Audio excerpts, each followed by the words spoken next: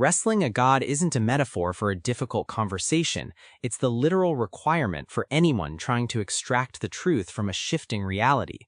In Book 4 of the Odyssey, we transition from the grounded, foundational teachings of Nestor and Pylos to the shimmering, high-stakes emotional landscape of Sparta. If the previous chapter was about the rules of engagement with the world, this chapter is a masterclass in the mastery of emotion and the navigation of illusions.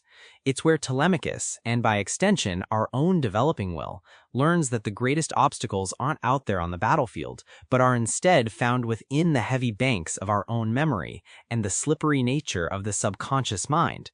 We're moving into deep psychological territory here, where we have to learn how to forgive the past and how to literally pin down our own consciousness until it stops shapeshifting and reveals our true self. Part 1. The Heavy Wealth of Memory. When Telemachus arrives in Sparta, the first thing he notices is the sheer, overwhelming wealth. It's a place of gold, silver, and amber, yet there's a distinct heaviness in the air. Menelaus and Helen are living in a palace that should be a monument to victory, but they are absolutely haunted. They are weeping. This is the esoteric representation of the realm of memory. Sparta, in this context, is the subconscious mind where we store every triumph and every trauma. You see, when you start doing deep inner work, what the esoteric tradition might call the path of the return, you eventually hit this memory bank. You look back at the Trojan War of your own life, all those years spent in conflict, the mistakes you made, the people you lost, and the chaos you caused before you finally woke up. Menelaus embodies this perfectly. He has all the treasure in the world, but he tells Telemachus he would trade it all just to have his friends back. He is paralyzed by regret. In psychological terms, this is the stage where your will becomes stagnant because you're too busy mourning the time you lost. You're stuck in the if-only loop. If we stay in this state, our spiritual journey ends right there in the palace of Sparta, buried under the weight of our own history. But then, Helen enters. Now, Helen is a fascinating figure because she was the original cause of the chaos, the spark of the war, yet here she is, reconciled and in harmony with Menelaus.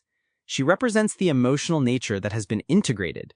She doesn't hide from the past, she acknowledges it, but she also knows that the mind needs a mechanism to release the sorrow if it's ever going to move forward. Part 2. The Alchemy of Forgiveness. This brings us to one of the most famous symbols in the entire epic, the drug Nepenthe. As the group sits around the table, drowning in their collective grief, Helen slips a substance into their wine that Homer says chases away all sorrow. Literally, the word Nepenthe comes from the Greek ne, meaning not, and penthos, meaning grief. It's an anti-sorrow potion. Now, some scholars argue it was an opium preparation from Egypt, but in the esoteric reading, Nepenthe is not a literal drug. It is a mental faculty.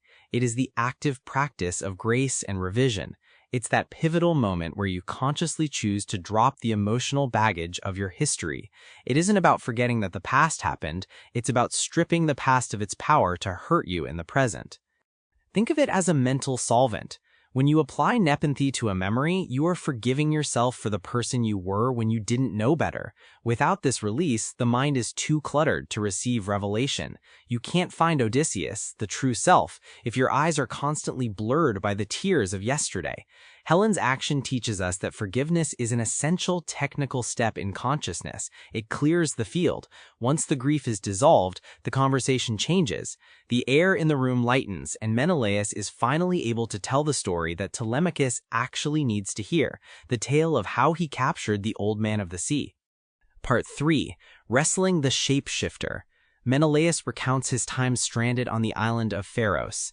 To find his way home, he had to ambush Proteus, a sea god who knows everything but refuses to share it. Proteus is the ultimate shapeshifter. When Menelaus and his men grab hold of him, he doesn't just fight back with fists, he changes form.